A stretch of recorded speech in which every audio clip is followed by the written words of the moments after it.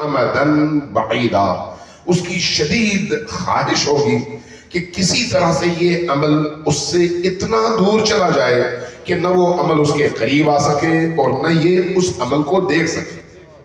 لیکن اب وہ دنیا فرار کی دنیا نہیں ہے، وہ دنیا بھگتنے کی دنیا ہے، اجر کی دنیا ہے، اور اسی عمل کو اپنے سامنے پانے کی دنیا ہے۔ اس لیے خواہش کے باوجود وہ اپنے عمل سے دور بھاگ نہیں سکے گا۔ یہ آیت ہم سب کو یاد ہے، فَمَن يَعْمَلْ مِثْقَالَ ذَرَّةٍ خَيْرًا يَرَهُ وَمَن يَعْمَلْ مِثْقَالَ ذَرَّةٍ شَرًّا يَرَهُ۔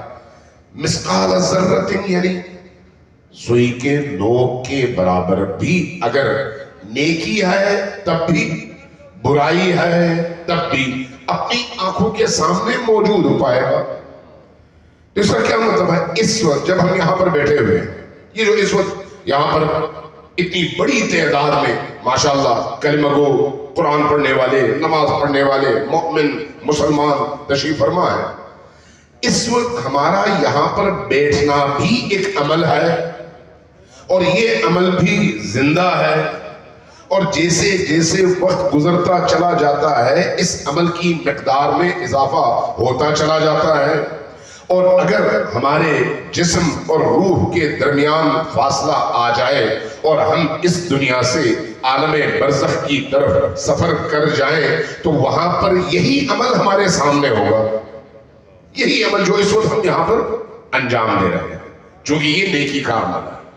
لیکن اگر اس کی جگہ خدا نخواستہ کوئی کسی برے عمل میں مبتلا ہو، کہیں پر جھوٹ بول رہا ہو، کہیں پر تہمت لگا رہا ہو، کہیں پر حرام کھا رہا ہو، کہیں پر اللہ کے حرام کیے ہوئے کو حلال کر رہا ہو، تب بھی وہ سارا عمل زندہ ہے۔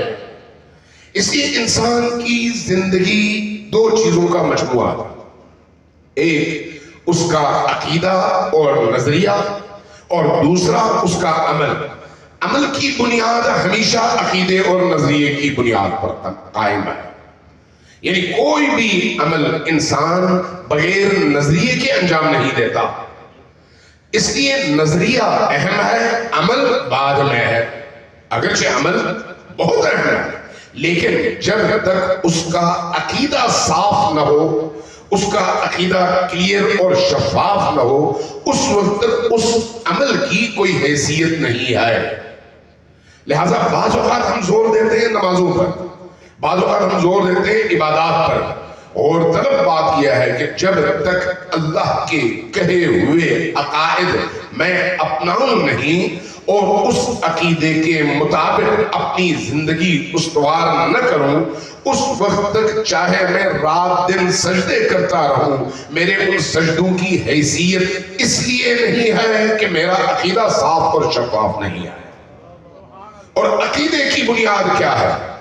عقیدے کی بنیاد ہے لا الہ الا اللہ، کہ اللہ کے علاوہ کوئی معبود نہیں ہے، محمد الرسول اللہ، اور رسول اللہ کے علاوہ کسی کو ہم اللہ کا رسول اور آخری نبی نہیں مانتے۔ اور اب اسی عقیدے سے آگے جب ہم چلتے ہیں تو قرآن کہتا ہے انما ولیکم اللہ ورسولہ والذین آمنوا۔ یاد رکھو، صرف اللہ کو ماننا کافی نہیں ہے، بلکہ اللہ کو ماننے کے ساتھ ساتھ رسول کو ماننا، اور رسول کو ماننے کے ساتھ ساتھ ان لوگوں کو ماننا بھی ضروری ہے جن کو ماننے کا حکم رسول نے دیا ہے۔ لہذا اطیعوا اللہ وَأَطِیعُوا الرَّسُولَ وَأُولِي الْأَمْرِ مِنْکُمْ، جن کو ماننے کا حکم اللہ کے رسول نے دیا ہے ان کی اطاعت اسی طرح سے ہے جس طرح سے خود رسول کی اطاعت ہے، اور رسول کی اطاعت یعنی اللہ کی اطاعت۔ اب اگر کوئی شخص اللہ کی معرفت کو حاصل کر لے، کہے کہ ہاں اللہ ایک ہے، رسول کو نہ مانے، اس کے اللہ کو ماننے کا بھی کوئی فائدہ نہیں ہے۔ اور اگر کوئی شخص رسول کو مانے لیکن جن کو رسول نے ماننے کا حکم دیا ان کو نہ مانے، تب رسول کو ماننے کا بھی کوئی فائدہ نہیں ہے۔ اس لیے یہ تین بنیادیں ہیں، اطیعوا اللہ وَأَطِیعُوا الرَّسُولَ وَأُولِي अम्रिकुम, उलिल अम्र को मानो, रसूल को मानो, फिर अल्लाह को मानो। अगर इन तीन कैटेगरीज को इंसान मान ले और कबूल कर ले और उसके दिल में इनके लिए जगह बन जाए, उसके बाद अब चाहे कोई भी अमल वो करे, उसका अमल अल्लाह की बारगाह में काबिल कदर भी है और उसकी कीमत भी है। और अगर न माने और अमल करे तो उसके उस अमल की कोई कीमत नहीं है। क्यों नहीं है अमल की कीमत? बाज़ लोग अमल पर जोर देते हैं लेकिन इन बुनियादी अकायद को फरामोश कर बैठते हैं। याद रखिए, अल्लाह को इबादत नहीं चाहिए, इताअत चाहिए। तवज्जो है क्या अर्ज करता हूं? अल्लाह को इबादत नहीं चाहिए, इताअत चाहिए। दलील भी खुद कुरान में अल्लाह ने दिया है। अल्लाह ने इब्लीस से कहा कि तुम मेरे इस तख्लीक के सामने सर झुकाओ। वो कौन है? इंसान ही। इसके सामने सर झुका लो। इब्लीस ने जवाबन क्या कहा? या अल्लाह, मैं तेरी इबादत करने को तैयार हूं, रात दिन सजदे करने को तैयार हूं, तुझे मानूंगा, लेकिन तूने जिसको बनाया उसको नहीं मानूंगा। अल्लाह ने कहा कि मुझे मानो या न मानो, जब तक उसको न मानो मुझे मानने का कोई फायदा नहीं है। लिहाजा आप अमलन देखें कि इब्लीस कम से कम रिवायात की रोशनी में 6000 साल इबादतें करता रहा, लेकिन उसकी वो सारी इबादत क्यों जाया हो गई? इसलिए कि उसने इबादत तो की, इताअत नहीं की। लिहाजा अल्लाह की बारगाह में जो चीज है वो इताअत है, और इताअत यानी अल्लाह के कहे हुए पर सर तस्लीमे खम करना। अल्लाह ने कहा नबी को मानो, नबी ने कहा कि मैं तुम्हारे दरमियान दो चीजें छोड़कर जा रहा हूं। इन्नी तारिकुन फीकुम अस्सकलैन, किताब अल्लाह व इतरती अहलु बैती। रिवायत कहां पर है? सही मुस्लिम में कि ए लोगों, मैं तुम्हारे दरमियान दो चीजें छोड़कर जा रहा हूं, एक अल्लाह की किताब और दूसरी मेरी इतरत। इतरत से मुराद क्या है? मेरी अहलुल बैत। इन दोनों का आपस में रिश्ता क्या है? ये दोनों साथ हैं, कुरान और अहलुल बैत। कुरान वही बयान करता है जो अहलुल बैत कहते हैं, और अहलुल बैत उसी को बयान करते हैं जिसको कुरान कहता है। लिहाजा कुरान और अहलुल बैत एक हकीकत के दो चेहरे हैं, एक किताब की सूरत में और दूसरा इंसान की सूरत में। लिहाजा कुरान वही बयान करेगा जो अहलुल बैत कहेंगे, और अहलुल बैत वही बयान करेंगे जो कुरान कहेगा। लिहाजा आप देखते हैं कि नबी करीम अपने बाद कुरान और अहलुल बैत को अपनी विरासत के तौर पर छोड़कर जा रहे हैं। तो कुरान का रोल हमारी जिंदगी में क्या है? हमारी जिंदगी में कुरान का रोल रहनुमाई का है, हिदायत का है, अल्लाह तक पहुंचने वाले रास्ते का है। अगर हम कुरान को छोड़ दें तो अल्लाह तक कभी नहीं पहुंच सकते। जिस तरह हिदायत का जरिया कुरान है, हब्लुल्लाह कुरान है, अल्लाह की रस्सी कुरान है, उसी कुरान का दूसरा रुख अल्लाह की रस्सी की सूरत में अहलुल बैत है। जिसने अहलुल बैत का हाथ थामा और दूसरे हाथ से कुरान को पकड़ा, वो अल्लाह तक पहुंच गया। जिसने किसी एक को छोड़ा, कभी भी अल्लाह तक नहीं पहुंच सकता। ये हमें खुद कुरान बता रहा है और नबी करीम बता रहे हैं। अब अहलुल बैत और कुरान को पकड़ने का मतलब क्या है, इस पर गौर कीजिएगा। अगर हम गले में कुरान को तावीज बनाकर लटका लें तो क्या हमने कुरान को पकड़ लिया? नहीं।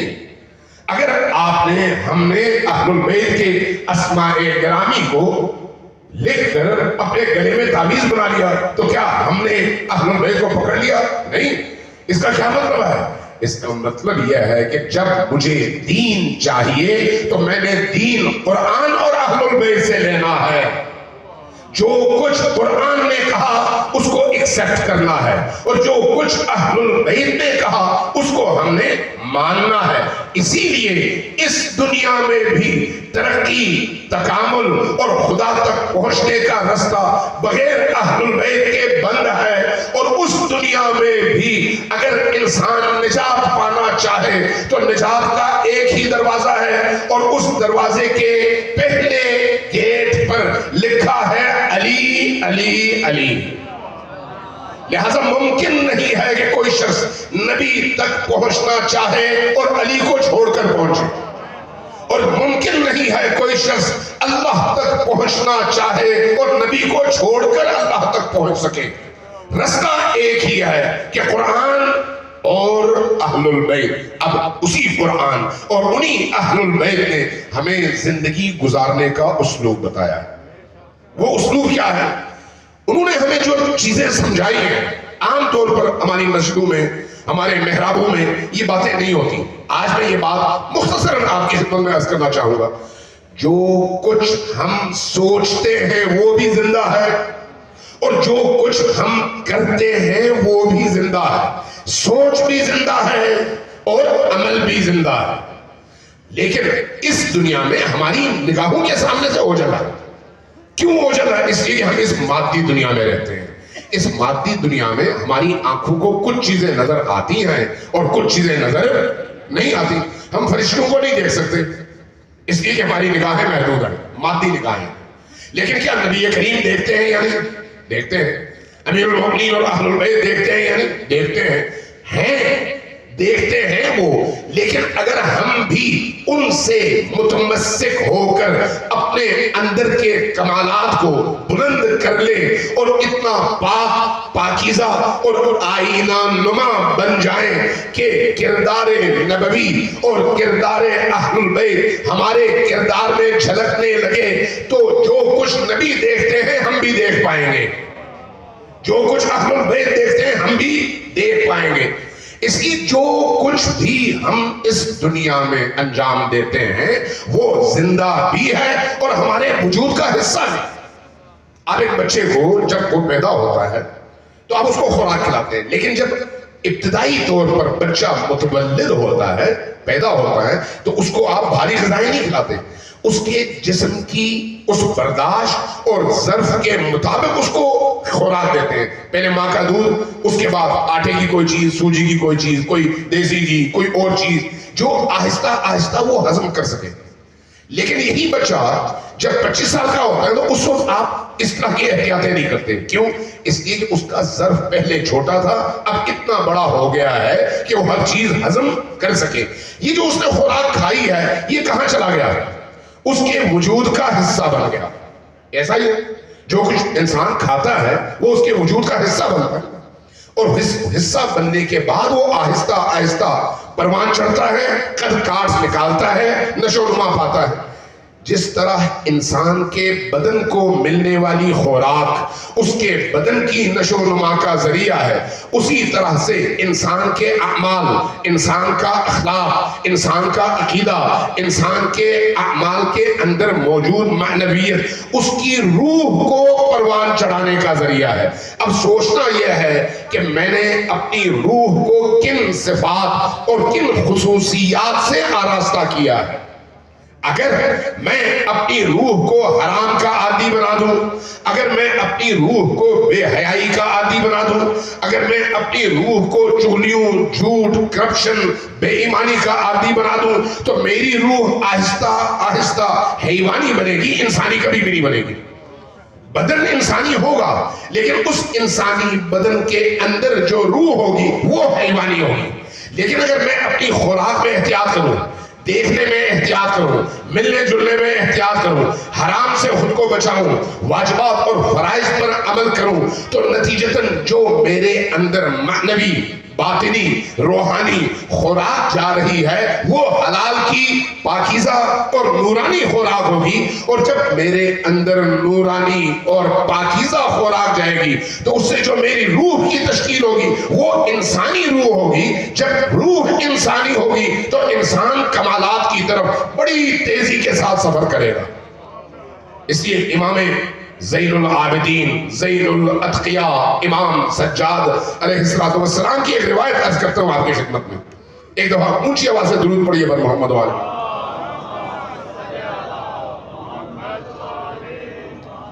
آپ مطاف میں موجود تھے. مطاف جو خانہ کعبہ کے ارد گرد کا وہ علاقہ ہے جہاں پر ہم طواف کرتے ہیں.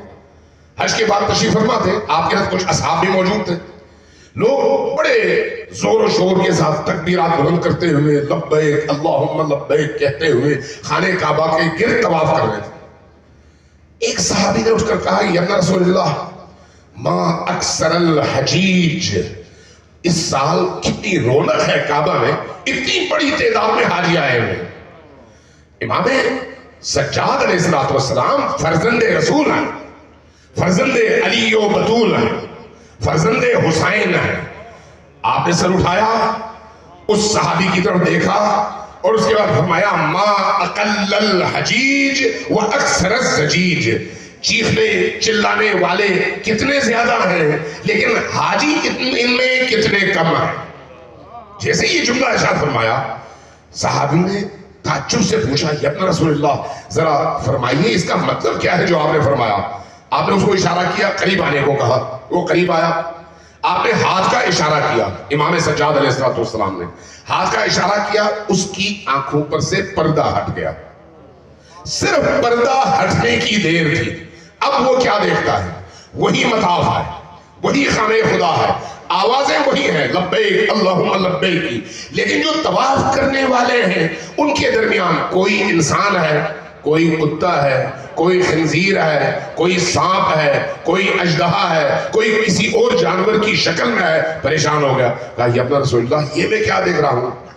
فرمایا میں نے تمہاری نگاہوں پر سے پردہ ہٹا دیا، اس کی وجہ سے تم ان انسانوں کا باطن دیکھ رہے ہو. یہ باطن کیوں ایسا بنا؟ اس لیے کہ جس نے بے حیائی اختیار کی خنزیر بن گیا اندر سے، جس نے حرام کھایا وہ کوئی اور جانور بن گیا، جس نے دوسرے انسانوں کو اپنی زبان سے اور پنجوں سے نقصان پہنچایا وہ کوئی کتا بن گیا، کوئی بھیڑیا بن گیا. جس انسان کے اندر جس حیوان کی خصوصیات اس دنیا میں پیدا ہوتی ہیں اس کا باطن وہی بنتا ہے. اس لیے یہ جو آج ہم یہاں پر نظر آ رہے ہیں ایک دوسرے کے سامنے، ستار العیوب نے ہمارے عیوب پر پردے ڈالے ہوئے ہیں. اس لیے امیر المؤمنین، امیر کائنات علی ابن ابی طالب علیہ السلام کا ایک جملہ ہے اور بڑا عجیب جملہ ہے. فرمایا لو تکاشفتم ما تدافنتم، اگر تم ایک دوسرے پر کشف ہو جاؤ تو ایک دوسرے کی لاش کو بھی دفنانے پر تیار نہیں ہوگے. وجہ، جب آپ رستے میں کہیں پر گزر رہے ہوتے ہیں، کہیں پر اگر کوئی مرا ہوا کتا نظر آئے تو آپ رستہ بدل لیتے ہیں. کیوں؟ بدبو اور تعفن کی وجہ سے بھی، اور آپ کے اندر اس کے لیے ایک نفرت کی کیفیت پیدا ہوتی ہے.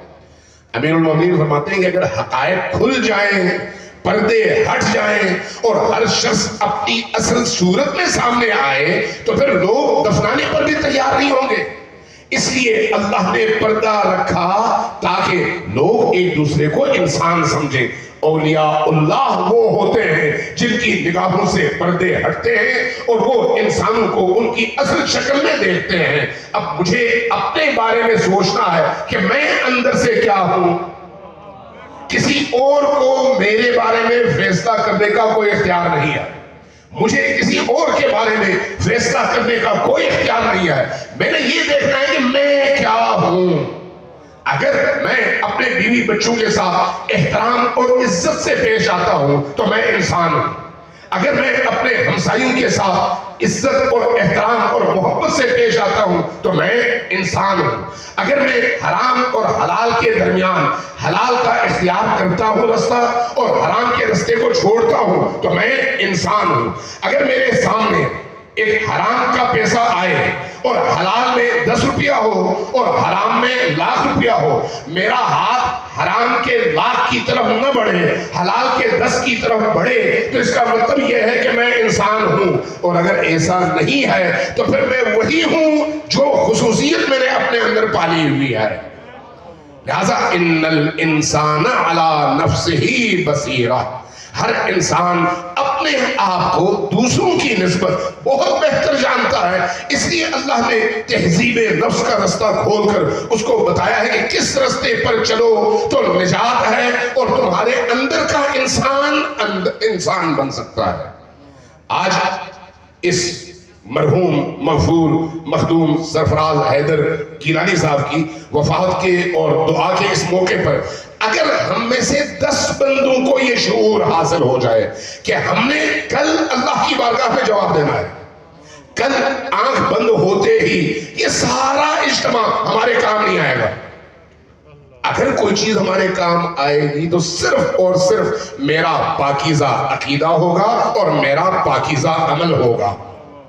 اس وقت یاد رکھیے کہ آج ماشاءاللہ اتنی بڑی تعداد میں ایصال ثواب کے لیے جمع ہے. یہ ایک فضیلت ہے، یہ اس نیک انسان کی نیکیوں کا معاشرے پر اثر ہے. لیکن یاد رکھیے 2 چیزیں ہمیشہ ہمیں سامنے رکھنی چاہیے. جب تک انسان زندہ ہے اگر خود وہ نیک عمل کرتا ہے تو اس کے اپنے کیے ہوئے نیک عمل کا اثر ہو رہا ہے اور دوسروں کے کیے ہوئے نیک عمل کا اثر ہو رہا ہے. اگر میں زندہ ہوں، میں کسی نیک کام میں 100 روپیہ دے سکتا ہوں، صرف 100 روپیہ. اگر میں وہ 100 روپیہ دوں تو اس کا جو اجر ہے وہ 1 لاکھ ہے، فرض کریں سمجھانے کے لیے عرض کر دوں. لیکن اگر میں خود یہ کام نہ کروں، میرے بعد میرے وارثوں میں سے کوئی میری جگہ وہی 100 روپیہ دے تو جب میں نے خود کرنا تھا تو مجھے 1 لاکھ گنا ملنا تھا، جب میرے وارث نے کیا تو زیادہ سے زیادہ 10 گنا ملے گا، وہ باقی فضیلتوں سے محروم ہوگا. اس کی روایات اور احادیث ہمیں یہ بتاتی ہیں اور اہل البیت ہمیں یہ سمجھاتے ہیں کہ جب تک تمہاری زندگی کی آخری سانس باقی ہے خود کچھ کر کے جاؤ، دوسروں پر بھروسہ نہ کرو. وصیتیں ضرور کرو لیکن وصیت سے پہلے خود عمل کرو اور اپنی زندگی کا جو بھی نیک کام ہے خود انجام دو. اس کے بعد جب جاؤ گے تو نجات پاؤ گے. اس لیے آج یہاں پر بیٹھ کر صرف یہ نہ سوچئے کہ ہم نماز پڑھیں تو صرف نماز عبادت ہے. نہیں، آپ کھیتی باڑی کرتے ہیں، اگر اللہ کی بارگاہ میں کمٹمنٹ کر کے یہ وعدہ کر کے کہ میں کھیتی باڑی کے ذریعے سے حلال کما کر اپنے بچوں کو حلال کھلاؤں گا، اس نیت سے آپ کھیتی باڑی کرتے ہیں تو تمام باقی نوافل کی عبادات سے آپ کی یہ کھیتی باڑی زیادہ اجر اور زیادہ ثواب کا حامل عبادت ہے. آپ تاجر ہیں وہاں پر بھی یہی حکم ہے، آپ نوکری پیشہ ہیں وہاں پر بھی یہی حکم ہے. تمام چیزوں کا دار و مدار آپ کی نیت پر ہے کہ اگر آپ کی نیت یہ ہے کہ میں اللہ کی اطاعت کروں تو آپ کا سونا بھی عبادت ہے. اگر آپ ارادہ کر لیں کہ آپ نے اللہ کی اطاعت کرنی ہے تو بازار میں کاروبار بھی آپ کی عبادت ہے. اگر یہ نیت نہ ہو تو پھر وہ جو نیک عبادت ہے وہ بھی اللہ کی بارگاہ میں قابل قبول نہیں ہے، جو کہ اللہ اس عمل کو قبول کرتا ہے جو اس کی نیت سے انجام پائے. رسول کریم صلی اللہ علیہ وآلہ وسلم نے حضرت ابو ذر کو نصیحت فرمائی اور ان نصائح کا مجموعہ کتابوں میں موجود ہے. پہلی نصیحت یہ ہے کہ یا ابا ذر، اے ابو ذر یاد رکھ، کیا جب بھی کوئی کام تو کرے تو اس کام کے کرنے سے پہلے نیت کر لے کہ میں یہ کام اس لیے کر رہا ہوں کہ اللہ مجھ سے خوش ہو، نبی اور آل نبی مجھ سے خوش ہوں. اگر اس نیت سے کرو گے تو تمہارا وہی کام عبادت ہے اللہ کی بارگاہ میں. اب یہاں پر چونکہ عوام بیٹھی ہوئی ہے اس لیے میں 2 مثالیں دیتا ہوں تاکہ ذرا واضح ہو جائے. آپ میلاد النبی کے موقع پر، عرس کے مواقع پر، عزاداری سید الشہداء اور اہل البیت کے غم اور خوشی کے مواقع پر آپ کہیں پر نیاز پکاتے ہیں، کہیں پر سبیلے لگاتے ہیں، کبھی کہیں لوگوں کو کھانا کھلاتے ہیں، لوگوں کی خدمت کرتے ہیں. کیوں کرتے ہیں؟ اس لیے کہ آپ سمجھتے ہیں کہ یہ ثواب ہے، اس لیے کرتے ہیں. چونکہ ثواب سمجھتے ہیں ان کے نام پر اس لیے کرتے ہیں. باقی ایام میں کیا کسی کو کھانا کھلانا ثواب ہے یا نہیں ہے؟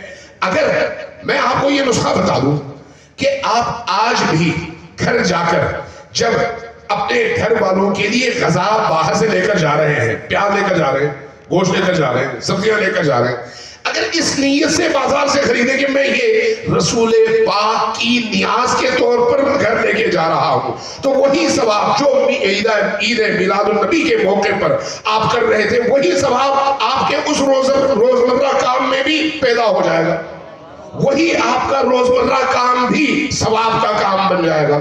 اس لیے اگر صرف نیت کر لی جائے، نیت کرنے کے بعد ایک بچہ جب اپنی ماں کو پانی پلاتا ہے تو اس ایک پانی پلانے کے عوض جو ثواب اس کو ملتا ہے وہ تصور نہیں کر سکتا کسی اور کام کے حوالے سے، تصور نہیں کر سکتا۔ ایک شخص آیا نبی کریم کی بارگاہ میں، عرض کیا یا رسول اللہ میں کیا کروں کہ میرا اللہ مجھ سے خوش ہو؟ فرمایا اپنی ماں کی خدمت کرو، اپنے باپ کی خدمت کرو۔ کہا وہ تو میں کرتا ہوں، میں کم سے کم کون سا کام ہے جس سے اللہ زیادہ سے زیادہ خوش ہو؟ فرمایا کہ اگر تم محبت کے ساتھ اپنی ماں کے چہرے کی طرف ایک نگاہ ڈالو تو اللہ تمہیں اس ایک نگاہ کے عوض ایک قبول شدہ حج کا ثواب عطا کرے گا۔ حیرت سے پوچھا یا رسول اللہ اپنی ماں کے چہرے کی طرف ایک نگاہ؟ فرمایا ہاں۔ عرض کیا میں تو صبح سے شام تک کئی نگاہیں ڈالتا ہوں ماں کے چہرے کی طرف، اور نیت کے ساتھ، مسرت کے ساتھ، خوشی کے ساتھ، محبت کے ساتھ نگاہ ڈالتا ہوں۔ فرمایا جتنی دفعہ ماں کے چہرے کی طرف محبت سے دیکھو گے اتنے حج، لیکن وہ بھی وہ حج جو اللہ کی بارگاہ میں قبول ہو چکے ہوں، ان حجوں کا ثواب ملے گا۔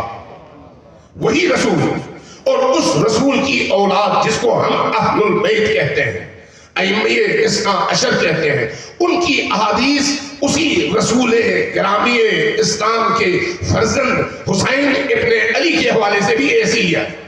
فرمایا جو شخص حسین ابن علی کی بارگاہ میں ایک سلام بھیجے اور کہے السلام علیکہ یا ابا عبداللہ الحسین، تو اللہ تبارک و تعالی اس کو ایک قبول شدہ حج کا ثواب عطا کرتا ہے۔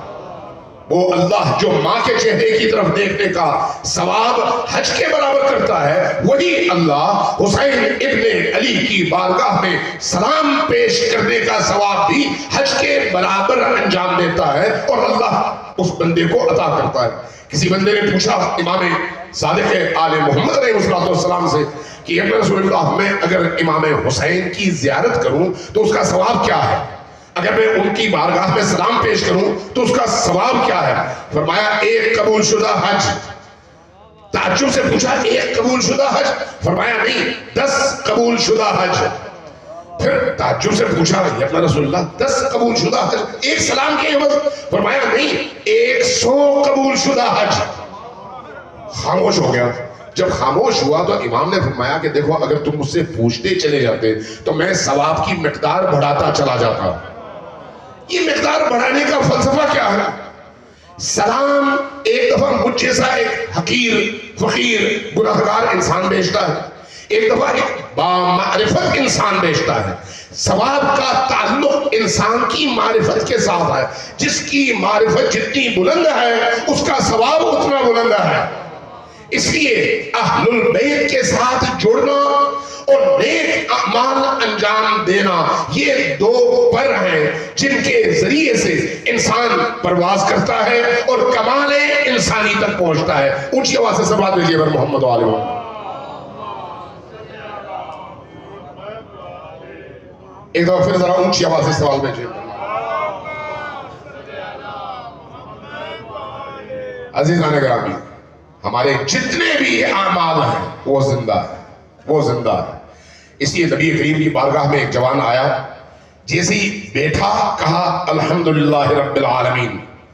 نبی کریم نے فرمایا کہ تم نے جنت میں اپنے لیے ایک پھلدار درخت اگایا ہے۔ جیسے ہی اس نے یہ کہا تو نبی کریم نے یہ فرمایا تو اس نے کہا یا رسول اللہ پھر تو میں نے وہاں پر جنگل کے جنگل اور باغات کے باغات اگا دیے ہوں گے، میں ہمیشہ یہ ذکر کرتا رہتا ہوں۔ فرمایا دیکھو جو کچھ بھی تم انجام دیتے ہو وہ زندہ ہے اور اس دنیا کی نعمت کی صورت میں زندہ ہے، چاہے وہ جہنم ہے چاہے وہ جنت ہے۔ یعنی جہنم تمہارے ہی اپنے عمل کا نام ہے اور جنت بھی تمہارے ہی اپنے عمل کا نام ہے۔ دیکھ لو جنت بنا رہے ہو یا جہنم بنا رہے ہو۔ میں نے تو وہاں پر باغات اگائے ہوں گے. فرمایا کہ پھر کوشش کرو ان باغات کو جلانے والا شعلہ نہ بھیجو. کہا کیا مطلب؟ فرمایا کہ اگر تم کسی نیک عمل کے بعد کوئی ایک چھوٹا سا گناہ کرو گے تو یہ گناہ آگ کی صورت میں تمہاری ان نیکیوں کو جلا کر خاکستر کر دے گا. اس لیے کہ یہ اعمال زندہ ہے, یہ اعمال زندہ ہے, خلق و خو زندہ ہے, اخلاقیات زندہ ہے. قبر میں جو چیز سب سے پہلے انسان کے سامنے آتی ہے, ہماری احادیث میں یہ بتاتی ہے کہ وہ انسان کا ایک طرف عقیدہ ہے اور دوسری طرف اس کا عمل. عمل اگر نیک ہے تو قبر کی زندگی کی نورانیت کا آغاز اسی پہلے لمحے سے ہی ہوتا ہے. لیکن اگر اعمال میں کہیں پر کوئی خرابی ہے, عقائد میں کہیں پر کوئی خرابی ہے, اہل البیت سے وفا میں کہیں پر کوئی خرابی ہے, نبی کریم سے وفاداری میں کہیں پر کوئی خرابی ہے, نبی کریم کی امت سے وفاداری میں کہیں پر کوئی خرابی ہے, اور اگر کہیں امت سے, عوام سے, لوگوں سے کہیں نہ کہیں ہم نے ان کا حق مارا ہے, کہیں پر ان کو تنگ کیا ہے, کہیں ان کی اذیت کا سبب بنے ہیں, تو جیسے ہی بدن اور روح کا تعلق منقطع ہوتا ہے وہیں سے یہ ساری چیزیں انسان کے سامنے آ جاتی ہیں. اس لیے جب انسان مرتا ہے تو وہ وقت ہے جب اس کو سب سے زیادہ تسلی کی ضرورت ہوتی ہے. سب سے زیادہ جو تنہا رہ جاتا ہے, وہ چیختا ہے کوئی اس کی آواز نہیں سنتا, وہ پکارتا ہے کوئی اس کو جواب نہیں دیتا. اس لیے روایات میں ہے کہ جب تم کسی میت کو قبر کی طرف لے کر جاؤ تو قبر وحشت کا گھر ہے, اس وحشت کے گھر کی طرف لے جاتے ہوئے تکبیر کے ذریعے سے, درود کے ذریعے سے, لا الہ الا اللہ محمد الرسول اللہ کے ذریعے سے اس کی مشایعت کرو, اس کو رخصت کرو, اس کو عادی بناؤ, آہستہ آہستہ لے کر جاؤ, اور جب قبر میں اتارو تو اس کے کندھوں کو ہلاتے ہوئے کہو اسمع افہم, اسمع افہم, سنو سمجھو, سنو سمجھو. کیوں؟ وہ سنتا بھی ہے اور سمجھتا بھی ہے. ایسا نہیں ہے کہ اس کا جسم بے جان ہو گیا تو اس کی روح مر گئی. روح زندہ ہے, روح دیکھ رہی ہے, روح سن رہی ہے. جواب اور سوال کا تعلق بدن سے نہیں ہے, اس کی روح سے ہے.